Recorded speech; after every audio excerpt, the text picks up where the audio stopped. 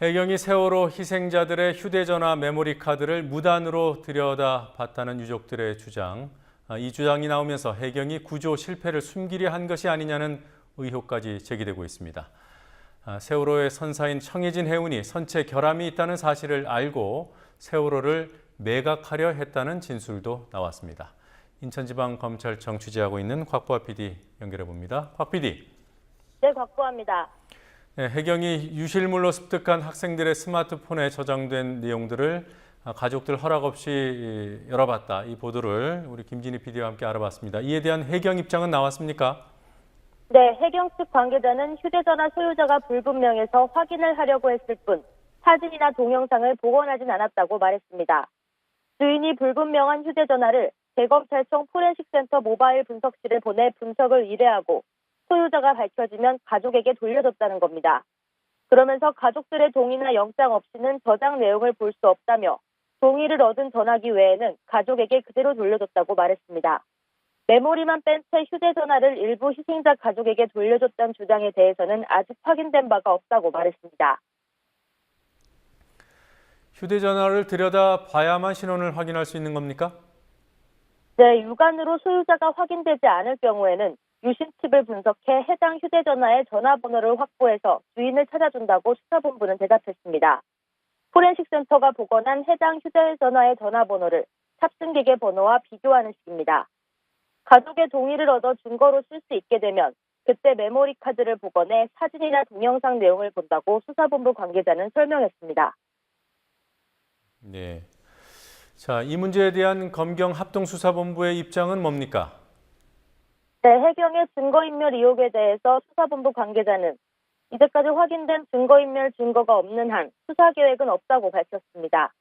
오늘 수사본부는 수집된 유실물 중에서 세월호 승객 소유로 확인된 휴대전화는 14대고 이 중 2대를 가족의 동의를 얻어 분석하고 있다고 밝혔습니다. 한 대는 생존자 A씨의 것이고 한 대는 실종자 B씨의 것입니다.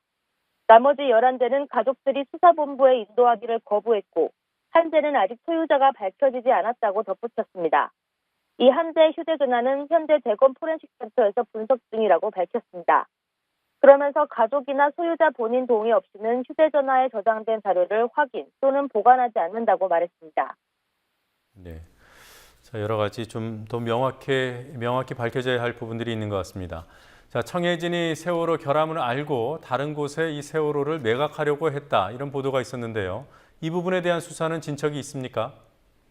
네, 수사본부는 청해진 해운이 지난 3월 인터넷 선박거래 사이트에 세월호와 오하마나호를 동시 매각하겠다고 광고한 사실을 확인했습니다. 청해진 해운은 세월호를 약 163억 6천만 원, 오하마나호를 약 76억 7천만 원에 내놨습니다. 실제로 필리핀의 바이어가 구매 의사를 표명했으나 이번 사고로 협상이 중단된 것으로 알려졌습니다. 청해진 해운은 매각을 추진하며 중개인에게 보건성 문제에 대해서는 설명하지 않은 것으로 밝혀졌습니다. 수사본부는 청해진 해운이 2배에 문제가 있었음을 미리 인식하고 동시에 매각을 시도한 것으로 보고 있습니다. 자, 오늘 해운조합 인천지부 운항관리자 한 명이 체포됐다는 소식이 있더군요. 어떤 혐의로 체포된 겁니까? 위계에 의한 업무 방해, 사문서 위조 등의 혐의입니다.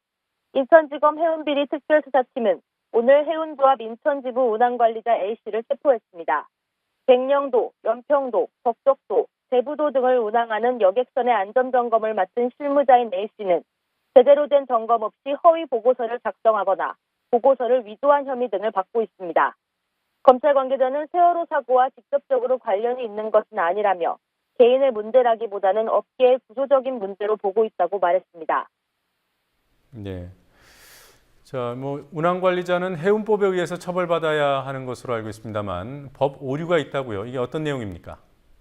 네, 원래라면 해운법에 부실 안전점검을 한 운항관리자에 대한 처벌 규정이 있습니다. 하지만 지난 2012년 해운법 개정 당시 표기상 오류로 처벌 규정이 빠지는 어처구니 없는 일이 일어났습니다.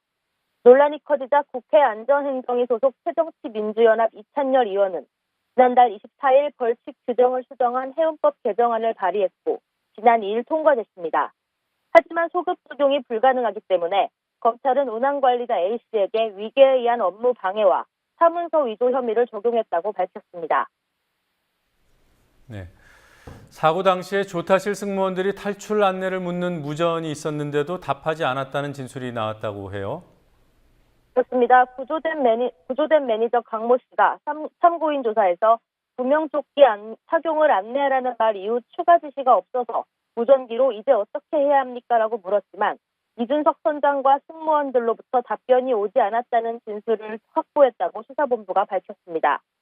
수사본부는 이 씨 등이 무전을 제대로 청취하고도 아무런 답변을 하지 않았는지, 무전 과정에 문제가 있었는지 등을 파악 중입니다. 수사본부는 이 씨 등이 정상적으로 무전을 듣고도 고의로 답하지 않은 것으로 드러날 경우 살인 혐의 적용을 고려하고 있는 것으로 알려졌습니다. 지금까지 인천지검에서 국민 TV 뉴스 박보아입니다.